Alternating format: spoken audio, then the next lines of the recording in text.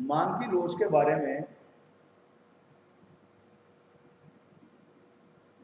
एक दो बातें और अपन अभी डिस्कस करेंगे। मांग की बिंदु रेखीय विधि भी है। बिंदु रेखीय विधि यानी ज्योमेट्री के आधार पर भी मांग वक्र को, मांग की लोच को मापने का प्रयास किया गया और इसमें मांग वक्र के किसी बिंदु पर मांग की लोच क्या है इसको जानने का प्रयास किया गया और उसका जो सूत्र है वो ये है कि मांग की लोच इज इक्वल टू मांग वक्र के किसी बिंदु से नीचे वाले भाग की दूरी अपन मांग वक्र के उस बिंदु से ऊपर वाले भाग की दूरी, इसको आधार मान करके मांग की लोच को मापने का प्रयास किया गया और ये देखा गया है कि मांग की लोच जो मध्य बिंदु होता है वहां पर तो इकाई के बराबर रहेगी, क्योंकि मध्य बिंदु का मतलब यह कि मांग वक्र से नीचे भाग की दूरी और ऊपर के भाग की दूरी दोनों बराबर है और दोनों बराबर है तो मतलब 1/1 और इकाई के बराबर मानी जाएगी। अब जो जो हम मांग वक्र के मध्य बिंदु से ऊपर की तरफ चलते जाएंगे तो हमारी इलास्टिसिटी ऑफ प्राइस लोचदार या इकाई से अधिक या ग्रेटर देन 1 मानी जाएगी, क्योंकि हमारा सूत्र यही है कि मांग वक्र के किसी बिंदु से नीचे के भाग की दूरी अपॉन ऊपर के भाग की दूरी। तो जब जो जो मांग वक्र के बिंदु से ऊपर जाते जाएंगे तो निश्चित रूप से नीचे के भाग की दूरी बढ़ेगी ऊपर के भाग की तुलना में। इसका मतलब मांग वक्र के किसी मध्य बिंदु से ऊपर का जो क्षेत्र होगा वहां पर मांग की लोच इकाई से अधिक मानी जाएगी और बिल्कुल ऊपर तो ये इंफिनिटी होगी, बिल्कुल नीचे 0 या लेसर देन कम। इसी प्रकार से इसको कहते हैं रेखागणित विधि। इसी प्रकार से एक आती है चाप लोच। चाप का मतलब टुकड़ा। मांग की लोच में ये समस्या आती है कि हमारा सूत्र क्या है। मांग की लोच का सूत्र है हमारा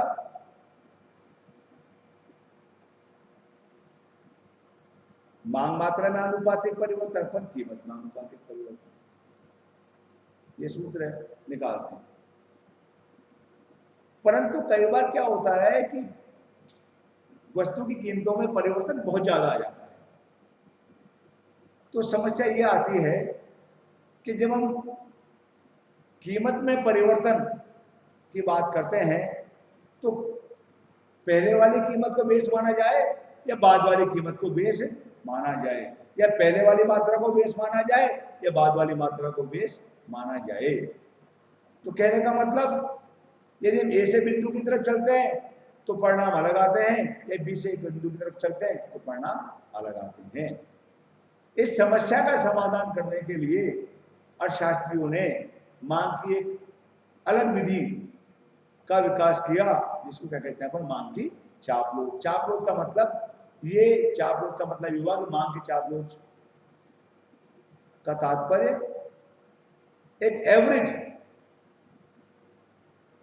को बतलाना है जो एक निश्चित क्षेत्र के बीच में देखने को मिलता है। अर्थात ये एक ज्यादा सटीक और ज्यादा विश्वसनीय मानदंड हो सकता है जो कि हम तब कैलकुलेट कर सकने की स्थिति में होते हैं जबकि हम चापलोच विधि का सहारा लें। और चापलोच में हम क्या करते हैं, एवरेज लेते हैं, एवरेज क्वांटिटी को इस्तेमाल करते हैं, एवरेज प्राइस को इस्तेमाल करते हैं। डेल्टा एक्स निकालेंगे तो वो तो वही आएगा, डेल्टा एक्स पर जब अनुपात की अपन बात करते हैं delta x upon x plus x1। अर्थात हमने क्या किया, पूर्व मांग मात्रा को भी बाद वाली मांग मात्रा को दोनों को शामिल किया।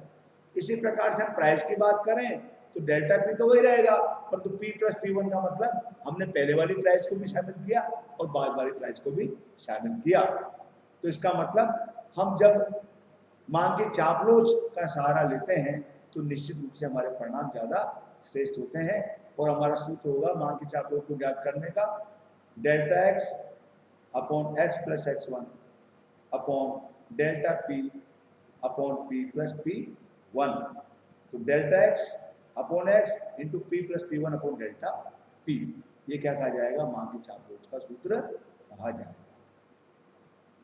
जिसे अपन चापलूस कहते हैं। तो मैंने बता भी दिया कि चापलूस का सहारा हम जब लेते हैं ज्यादातर जबकि कीमत में परिवर्तन बहुत ज्यादा होता है।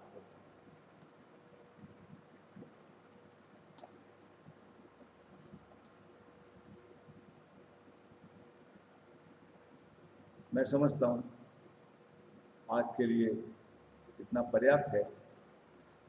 इस चैप्टर में और कोई बात रहेगी तो मैं नेक्स्ट टाइम डिस्कस करूँगा।